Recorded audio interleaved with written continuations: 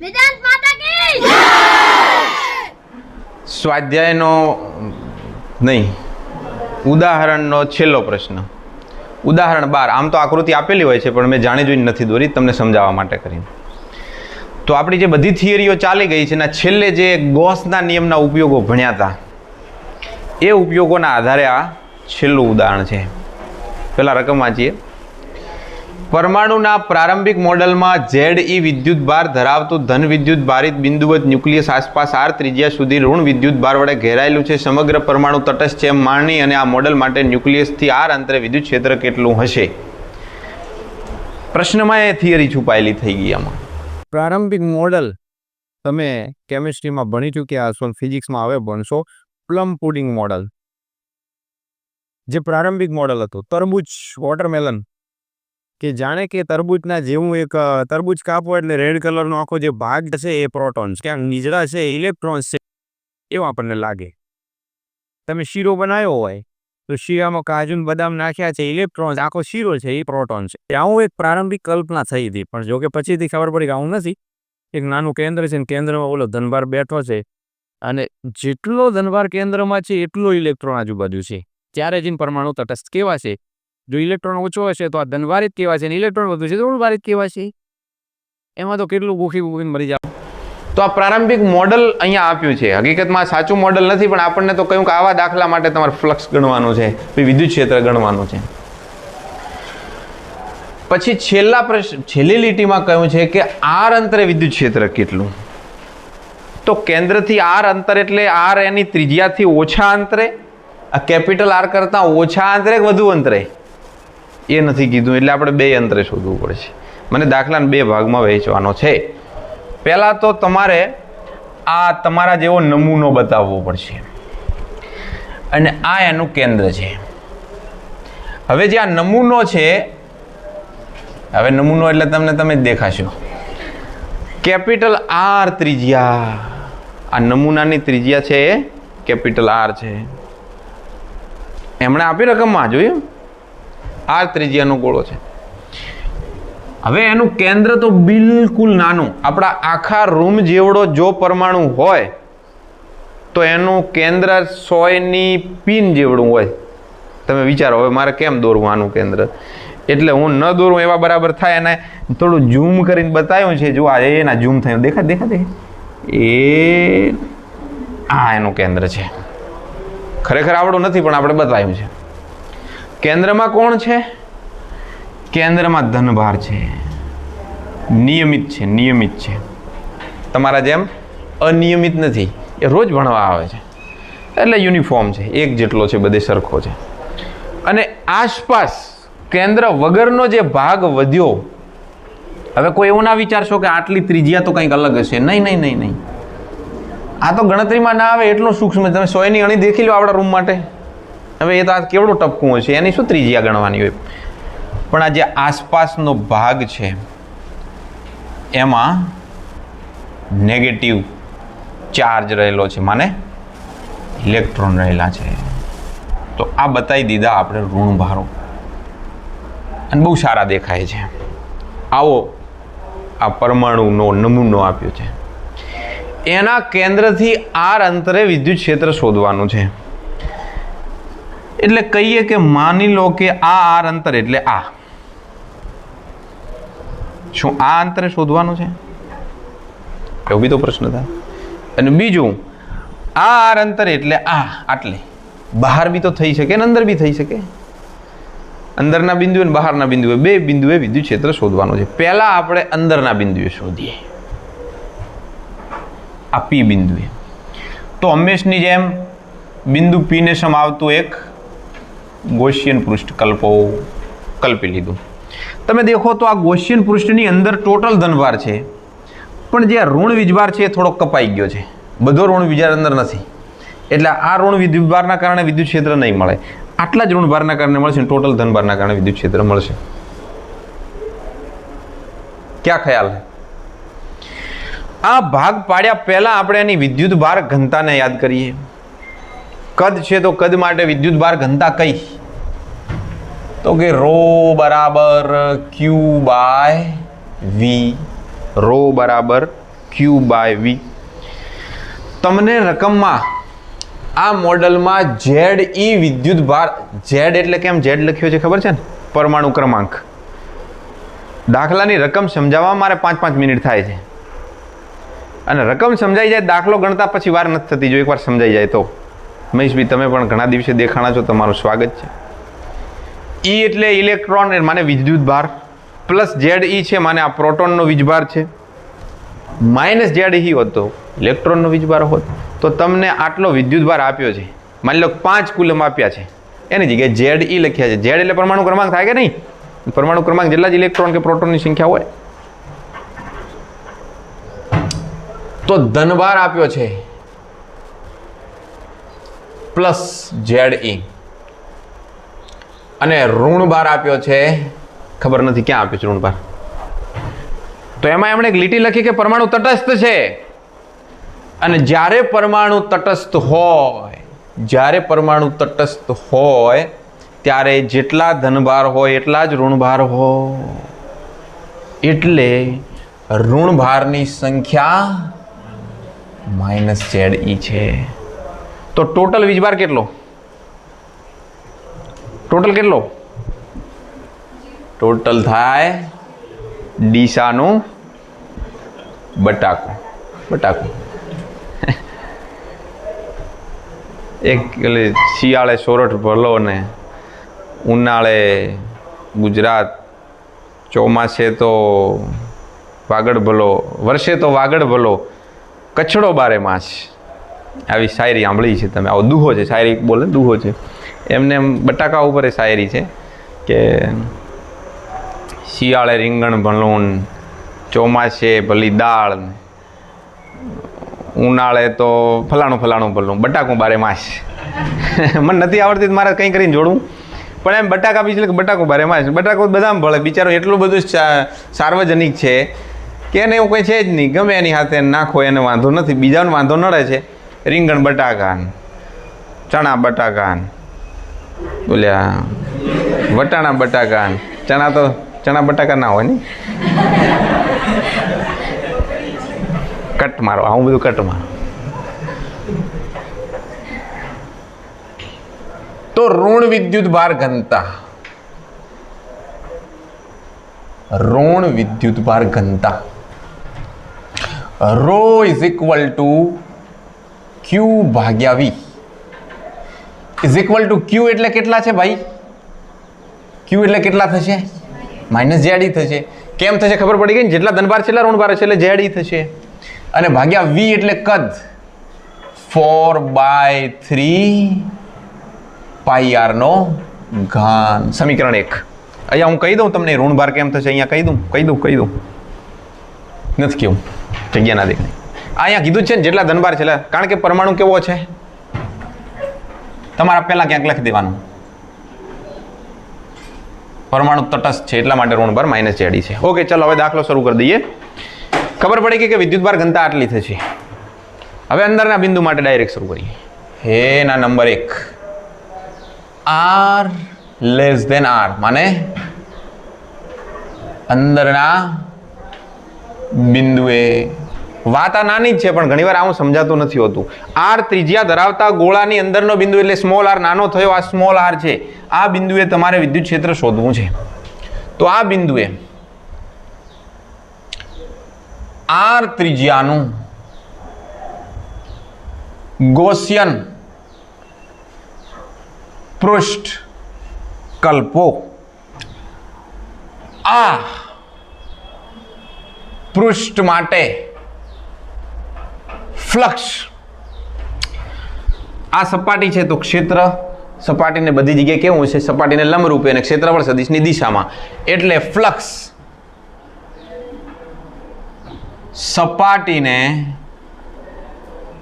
લંબ હોવાથી ક્ષેત્રફળ સદિશ એ phi બરાબર EA cos 0, એટલે જવાબ શું રહેશે? EA રહેશે. આપણે cos 0 વાળાને બહુ જરૂર પડી નથી, હોવાથી phi બરાબર E ઇન્ટુ એ. હું DA નથી લખતો, તમે આવા નાના નાના ખંડોનું શું કર્યું? સંકલનમાં DA નો કેપિટલ A થયો ને એ બરાબર એનું ક્ષેત્રફળ.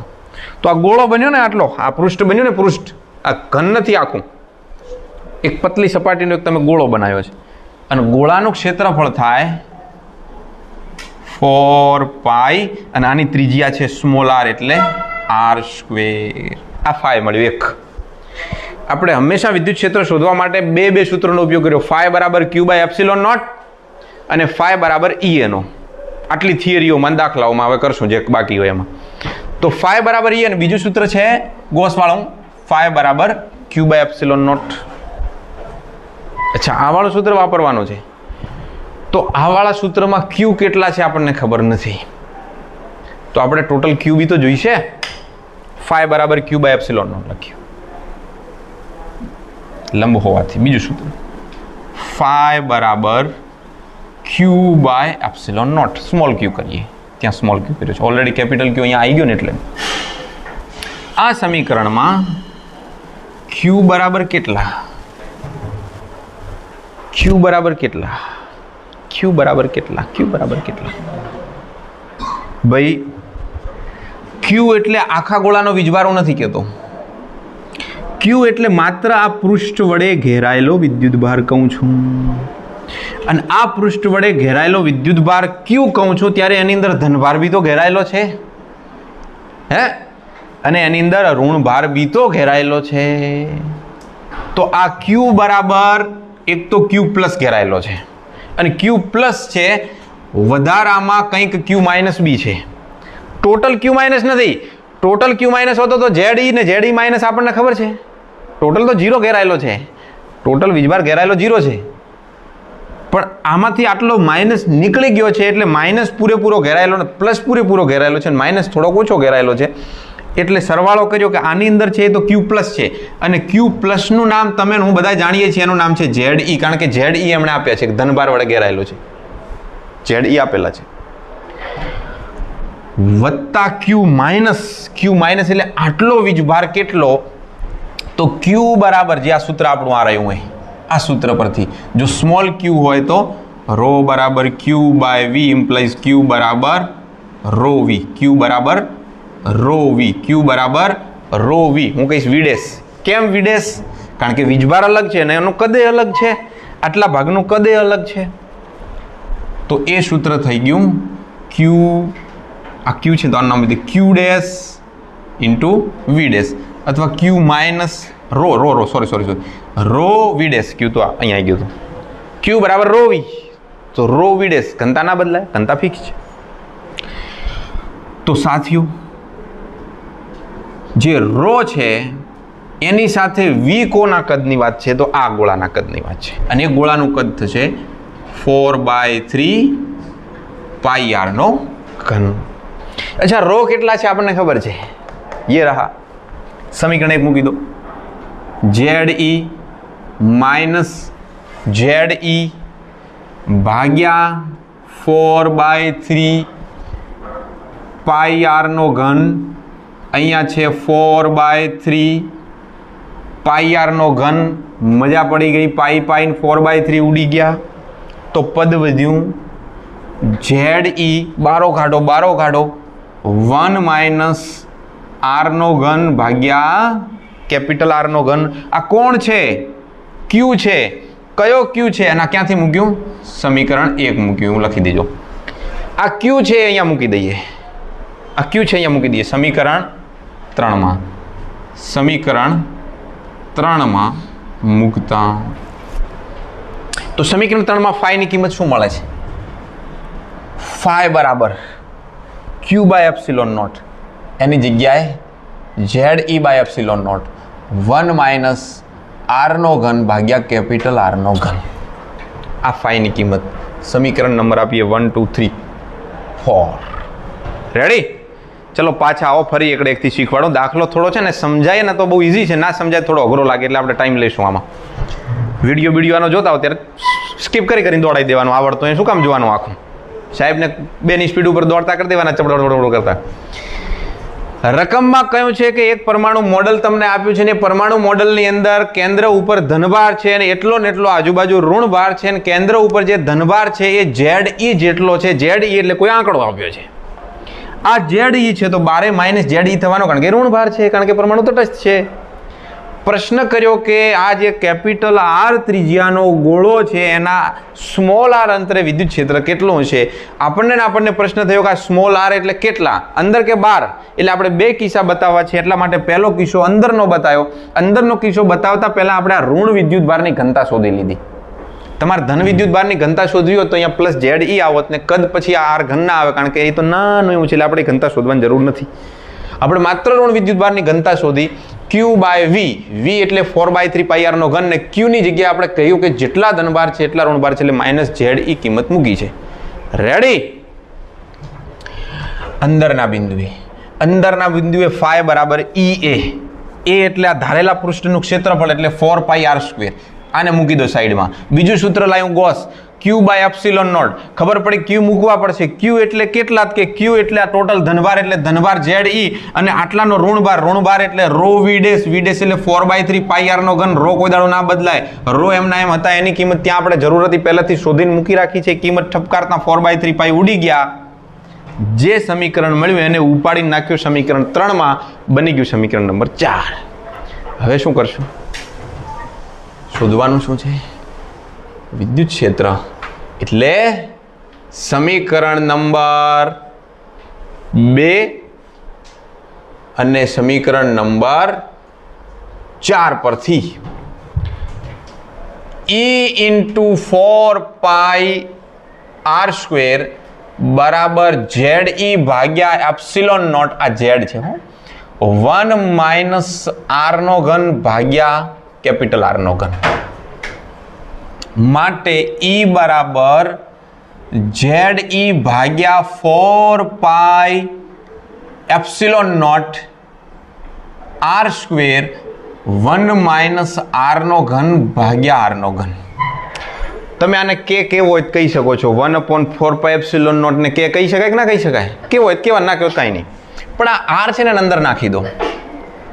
ઝેડ ઈ ભાગ્યા 4 pi epsilon naught 1/r square minus r નો ઘન ભાગ્યા આર નો ઘન into r square. R square ને છેદમાં જવા દીધા અલગ અલગ. આ ઘન તો ઉડી ગયો, વર્ગ તો ઉડી ગયો, માટે ફાઇનલ સમીકરણ તમને મળી ગયું ઝેડ ઈ ભાગ્યા 4 pi epsilon naught 1/r square minus r/r નો ઘન. આ અંદરના બિંદુએ વિદ્યુત ક્ષેત્ર છે. અંદરના બિંદુએ વિદ્યુત ક્ષેત્ર છે.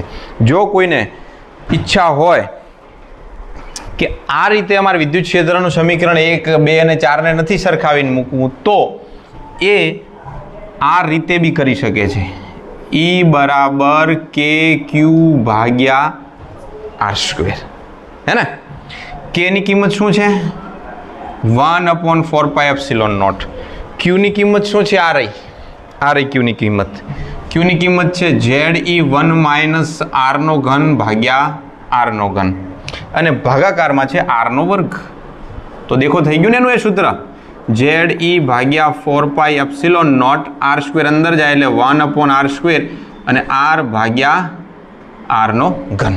તો સેમ ઇક્વેશન બનશે. જે આ બન્યું એ જ બન્યું. જુઓ અહીંયાથી બદલાય છે, અહીંયાથી યહાં સે સીધી ફ્લાઇટ, અને અહીંયાથી આ રીતે ફ્લાઇટ. મેં વિસ્તૃત કર્યું છે. આને બી તો 3 સ્ટેપમાં વિસ્તૃત કરી શકાય, પણ તમે આટલું ભણ્યા એટલે મેં આ બીજા સ્ટેપમાં લખી નાખ્યો છે. રેડી? તો આ અંદરના બિંદુ માટે છે. અંદરના બિંદુનું તમે લખો એટલે હું જગ્યા કરીને બહારના બિંદુનું લખાം.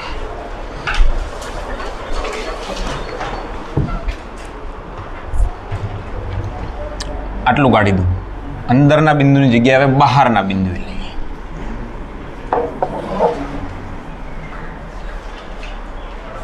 એ કોઈ બાકી હોય તો પૂરું કરજો.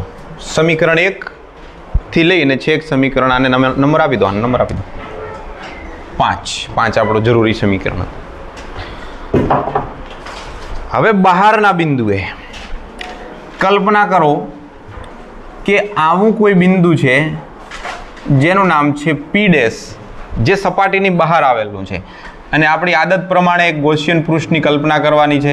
અને આ ગૌસિયન પૃષ્ઠ સપાટીની એટલે કે જે ગોળો છે એની બહારના ભાગમાં છે, જેની રેડિયસ ધારો કે r ડેશ છે. તો આ બહારનું પૃષ્ઠ હવે ધ્યાનમાં લેજો. અને બીજો case R greater than capital R એટલે કે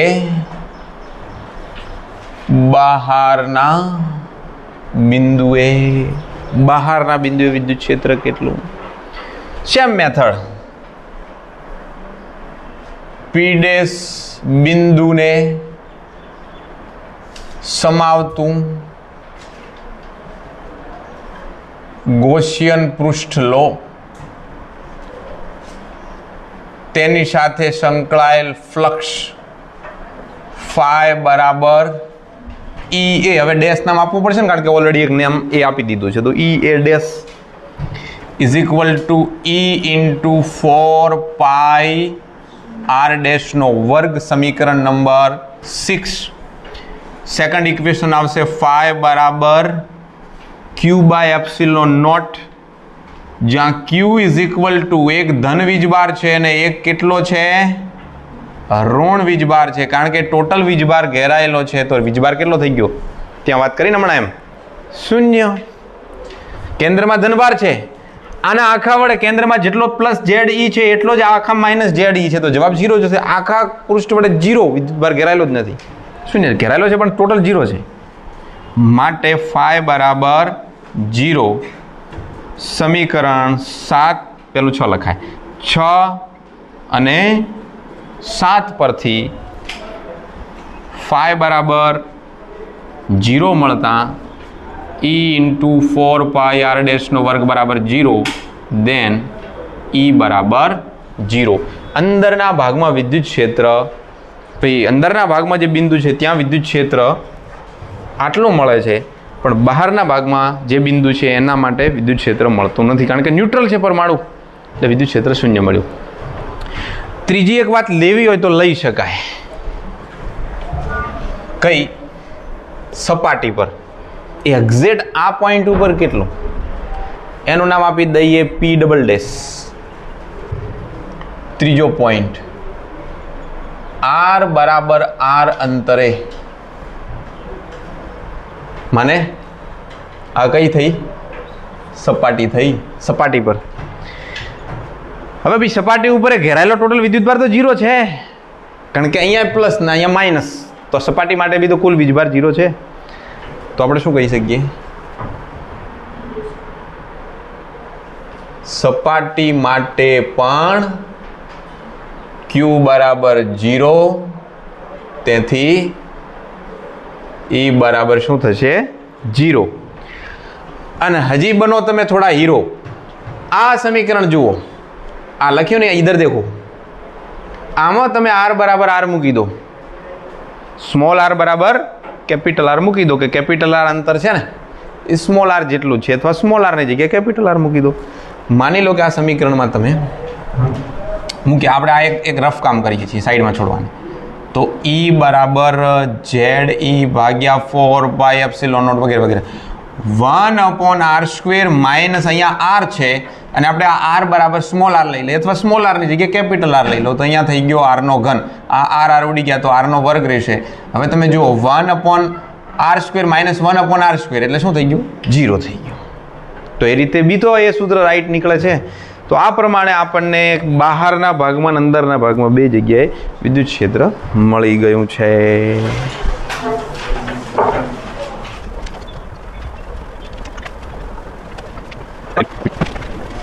સ્વાધ્યાયનો પ્રશ્ન 20મો. 10 સેન્ટીમીટર ત્રિજ્યાના એક વાહક ગોળા પર અજ્ઞાત વિદ્યુત ભાર છે, ખબર નથી કેટલો છે. ગોળાના કેન્દ્રથી 20 સેન્ટીમીટર દૂર બિંદુએ વિદ્યુત ક્ષેત્ર આટલું આપ્યું છે, ત્રિજ્યાવર્તી દિશામાં અંદરની તરફ છે. અંદરની તરફ છે વિદ્યુત ક્ષેત્ર એટલે ઋણ ભાર હશે. તો ગોળા પર વિદ્યુત ભાર કેટલો હશે? કલ્પના કરો કે એ ના ગોળો, આ ગોળાનું કેન્દ્ર, ગોળાની ત્રિજ્યા 10 સેન્ટીમીટર, અને ગોળાના કેન્દ્રથી ઓલમોસ્ટ 2 ટાઈમ એટલે કે 20 સેન્ટીમીટર અંતરે રહેલું કોઈ પી બિંદુ છે, ને ત્યાં તમારે વિદ્યુત ક્ષેત્ર વિદ્યુત ભાર શોધવાનો છે. તો બિંદુ ગોળાની બહાર છે, અને બહારના બિંદુએ વિદ્યુત ક્ષેત્ર શોધવું હોય, આ અંતર માની લો કે છે આર, આ અંતર છે કેપિટલ આર, આ એનું કેન્દ્ર, અને આના પર કોઈ વિદ્યુત ભાર છે. ગોળો છે હો, ગોળાના કેન્દ્રથી બહારના બિંદુએ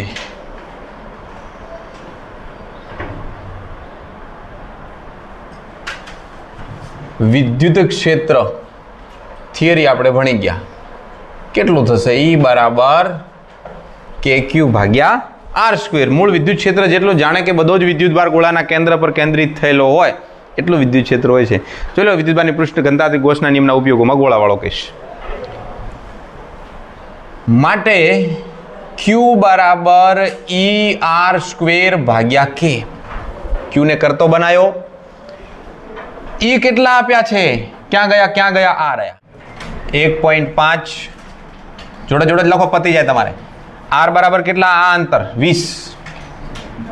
20 ગુણ્યા સેન્ટીમીટર છે 10⁻², એનો વર્ગ, અને ભાગ્યા 9 ગુણ્યા 10⁹. હે? હા, અને ઘાત એટલી રહી છે 10⁻10. 4 આ માઇનસ 3 ગઈ અને 9 ઉપર આવી માઇનસ થઈ. તો આપણે કરી દઈએ 6.67 10⁻9 કુલમ, 6.67 નેનો કુલમ. ઋણ વિદ્યુત ભાર, આ ઋણ વિદ્યુત ભાર છે.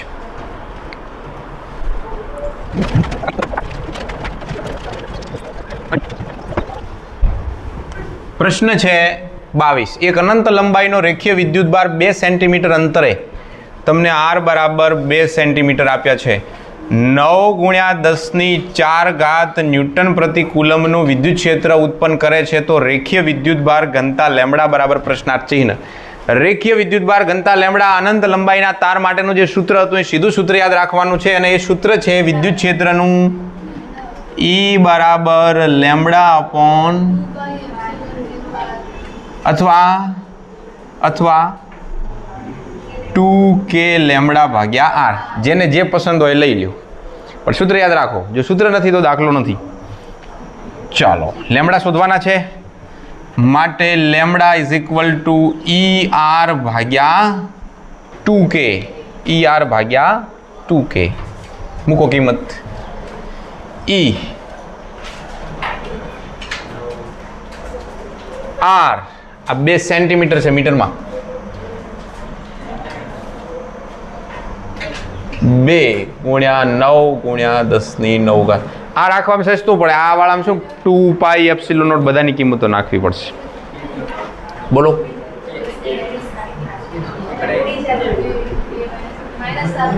અરે હા, અરે વાહ.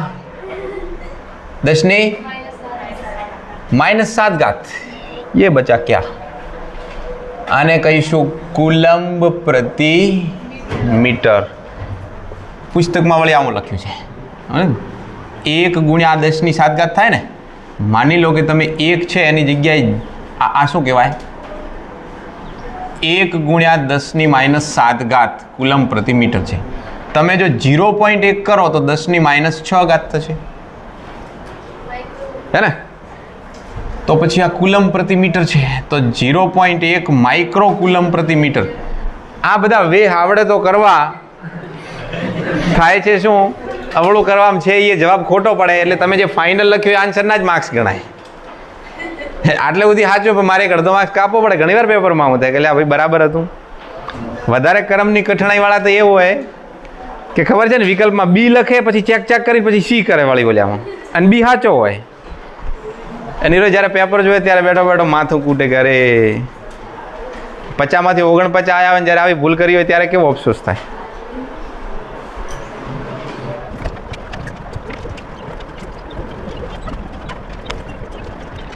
સ્વાધ્યાયનો પ્રશ્ન નંબર 23, છેલ્લો પ્રશ્ન, અંતિમ પ્રશ્ન, આખા ચેપ્ટરનો છેલ્લો પ્રશ્ન. 2 મોટી પાતળી ધાતુની પ્લેટો એકબીજાથી નજીક અને સમાંતર છે.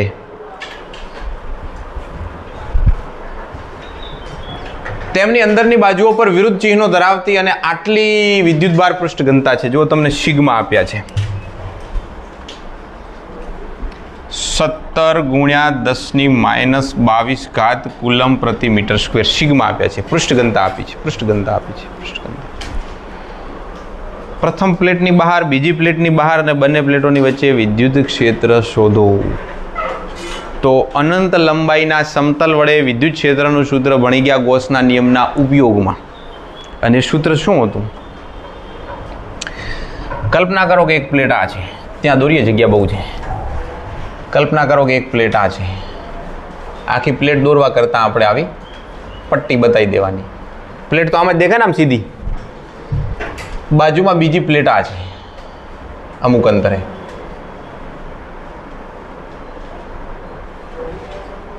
બે મોટી પાતળી ધાતુની પ્લેટો નજીક અને સમાંતર છે. નજીકે છે અને સમાંતરે છે. વિરુદ્ધ ચિહ્નો ધરાવતી ઘનતા છે. માની લો કે આના પર સિગ્મા છે તો આના પર છે માઇનસ સિગ્મા. એનો મતલબ થયો કે આ ઋણ ભારિત છે, તો આ કેવી છે? ધન ભારિત છે. વિરુદ્ધ ચિહ્નો થયા. અને એના પર એ કેટલી વિદ્યુતભાર ઘનતા છે એ આપણને રકમ આપી દીધી છે. તો પહેલો પ્રશ્ન છે કે પ્રથમ પ્લેટની બહાર, આને પ્લેટ 1 કહી દો ને આને પ્લેટ 2 કહી દો. પ્રથમ પ્લેટની બહારના ભાગમાં માની લો કે આ બિંદુએ, આ બિંદુનું નામ આપી દઈએ P. આ P બિંદુએ વિદ્યુત ક્ષેત્ર કેટલું? તો પ્લેટોની વચ્ચેનું અંતરની સરખામણીમાં જે વિદ્યુત ક્ષેત્રનું સૂત્ર છે એ સૂત્ર છે આપણું ભાઈ અંતર માટે ક્યાં અહીંયા લાગુ પડે? તો કે σ/2ε0. હે, અનંત સમતલ વડે વિદ્યુત ક્ષેત્રનું આ સૂત્ર બની ગયા. એમાં અંતર છે જ નહીં, મને અંતર સાથે આને કોઈ ખાસ ફરક પડતો નથી. એટલે આ પ્લેટ ધન હોવાથી એનું વિદ્યુત ક્ષેત્ર આ દિશામાં હશે, સદિશ E. અને આ ઋણ હોવાથી એનું વિદ્યુત ક્ષેત્ર આ દિશામાં હશે, સદિશ E. માની લો કે આ 1 છે અને આ 2 છે, અને બંનેના ક્ષેત્રો પરસ્પર વિરુદ્ધ દિશામાં સમાન મૂલ્યના, σ/2ε0 σ/2ε0. જવાબ થયો 0. આ બિંદુએ વિદ્યુત ક્ષેત્ર મળશે 0. દાખલો સમજી લેજો પહેલા. કેમ 0 થયું? કારણ કે સરખું વિદ્યુત ક્ષેત્ર છે અને વિરુદ્ધ દિશામાં છે. બીજી પ્લેટની બહારના વિસ્તારમાં માની લો કે અહીંયા આ બિંદુનું નામ Q આપી દો. આ ધન પ્લેટનું વિદ્યુત ક્ષેત્ર આ દિશામાં, સદિશ E2. અને ઋણ પ્લેટનું વિદ્યુત ક્ષેત્ર એના તરફ હોવાનું, સદિશ E1. તો પરિણામી વિદ્યુત ક્ષેત્ર અહીંયા કેટલું થયું હતું? 0. અહીંયા પણ કેટલું થયું? 0. તો બંને પ્લેટોની બહારના ભાગમાં વિદ્યુત ક્ષેત્ર હોતું નથી, પણ વચ્ચેના ભાગમાં આ ધન પ્લેટથી ઋણ પ્લેટ તરફ વિદ્યુત ક્ષેત્ર હશે, અને આ ધન પ્લેટથી ઋણ પ્લેટ તરફ વિદ્યુત ક્ષેત્ર હશે. E1 અને E2 બંને એક જ દિશામાં છે, એટલે બંનેનો સરવાળો થશે. શું થશે? અહીંયા સરવાળો થશે, બાદબાકી નહીં થાય. અને એટલે જવાબ મળશે σ/2ε0 વત્તા σ/2ε0, અને પછી જે જવાબ આવે તે. તો દાખલો મૌખિક રીતે આવડી ગયો. હવે ગણતરી કરીને આપણે ગણીએ. ચલો, પહેલા નંબર A. પ્લેટ 1 ની બહાર P બિંદુએ E બરાબર E1 વત્તા E2 સદિશ ફોર્મમાં લખ્યા હોય તો સદિશ E બરાબર E1 ની કિંમત થશે σ/2ε0. જે E1 છે એ આ દિશામાં છે.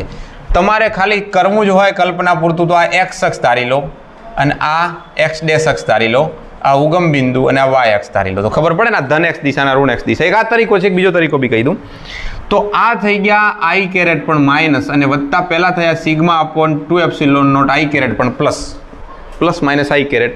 તો જવાબ થયો શૂન્ય સદિશ. એટલે વિદ્યુત ક્ષેત્ર કેટલું થશે? 0. જો કોઈને આમ ન લખવું હોય તો હું બીજા કેસમાં બીજી રીતે લખું છું. ઠીક? Case number B.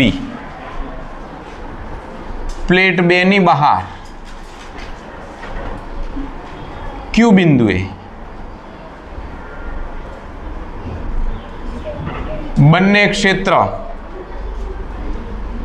સમાન અને કેવા છે? પરસ્પર વિરુદ્ધ છે. માટે E બરાબર σ/2ε0 માઇનસ σ/2ε0 ઇઝ ઇક્વલ ટુ 0.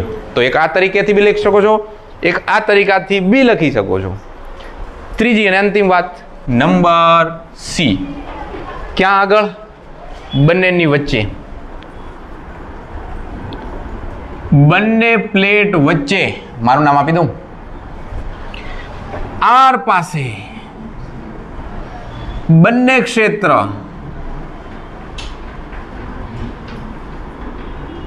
બંને પ્લેટના ક્ષેત્ર એક જ દિશામાં હોવાથી क्या लिखे सिग्मा अपॉन 2 एप्सिलॉन नॉट वत्ता sigma upon 2 epsilon naught is equal to 2 sigma upon 2 epsilon naught 2 गया तो વધ્યું શું સિગ્મા અપોન એપ્સિલોન. જો આ તો આપણે એક દાખલો છે, બાકી યાદ રાખજો વિદ્યુત ભારિત પ્લેટોની વચ્ચેના વિસ્તારમાં વિદ્યુત ક્ષેત્ર સિગ્મા અપોન એપ્સિલોન નોટ હોય છે. બહારના ભાગમાં sigma upon 2 epsilon naught upon minus એટલે 0 થઈ જાય. એક પ્લેટના કારણે વિદ્યુત ક્ષેત્ર હોય સિગ્મા અપોન 2 એપ્સિલોન નોટ. બે પ્લેટો વિરુદ્ધ પ્રકારની હોય તો વિદ્યુત ક્ષેત્ર હશે સિગ્મા અપોન એપ્સિલોન નોટ. સમજ में आ रहा है? આ સિગ્મા અપોન એપ્સિલોન નોટ કરતા સિગ્મા અપોન 2 એપ્સિલોન નોટ કરતા સિગ્મા અપોન એપ્સિલોન નોટ છે ને બમણો થયો. બમણો જો છેદમાંથી બગડો જતો રહ્યો એટલે એક આ વખત વાત મગજમાં રહે. કિંમત મૂકી દો 17 ગુણ્યા 10 ની -22 ઘાત 8.85 10 ની -12 ઘાત 17 ભાગ્યા 8.85 1.92 ગુણ્યા 10 ની 12 22માંથી જાય તો -10 ઘાત વિદ્યુત ક્ષેત્ર છે એટલે ન્યૂટન પ્રતિ કુલમ રહેશે. સુનો ગામવાલો, તમે આને જો સદિશ ફોર્મમાં દર્શાવ્યું હોત તો શું લખ્યું હોત? તો કે સદિશ is equal to sigma upon 2 epsilon naught. આ પહેલી પ્લેટ ને બીજી પ્લેટ જે કરતા હોય તે એકને આઈ કેરેટ લખવાનું અને વત્તા કરીને સિગ્મા અપોન 2 એપ્સિલોન નોટ, બીજું શું આવે? Minus I caret. તો જવાબ શું આવે? શૂન્ય સદિશ અને પછી શૂન્ય કરી દેવાનું. અચ્છા, આ કેસમાં શું થાત? આ કેસમાં સદિશ ફોર્મમાં શું થાત? સદિશ સ્વરૂપે લખવાનું થાત તો કે સદિશ ઈ બરાબર sigma upon 2 epsilon naught i caret વત્તા sigma upon 2 epsilon naught i caret. જો માઇનસ લખો તો બંને માઇનસ લખજો. માની લો કે આ દિશામાં તમે બતાવ્યું છે તો બંને માઇનસ આવે તો શું આવશે? Sigma upon 2 epsilon naught 2 epsilon naught cancel થયા એટલે sigma upon epsilon naught minus I caret એટલે કે ઋણ દિશામાં છે. આ દિશામાં છે વિદ્યુત ક્ષેત્ર, આ દિશામાં છે. તમે ધારી છે તમે આ પ્લેટને ધન લીધી હોત ને આને ઋણ લીધી હોત તો વિદ્યુત ક્ષેત્ર આ દિશામાં હોત, પણ મૂલ્ય સ્વરૂપે તો એટલું ને એટલું મળે 1.92 ગુણ્યા 10 ની -10 ઘાત ન્યૂટન પ્રતિ કુલમ. એમાં કોઈ ફરક ના પડે. અમે તમને ખાલી સદિશ ફોર્મે સમજાવ્યું, ઓલું સમજાવ્યું. મોજ કરો, જલસા કરો. કૃષ્ણ કનૈયા. ઓહ, વટ પાડી દીધું.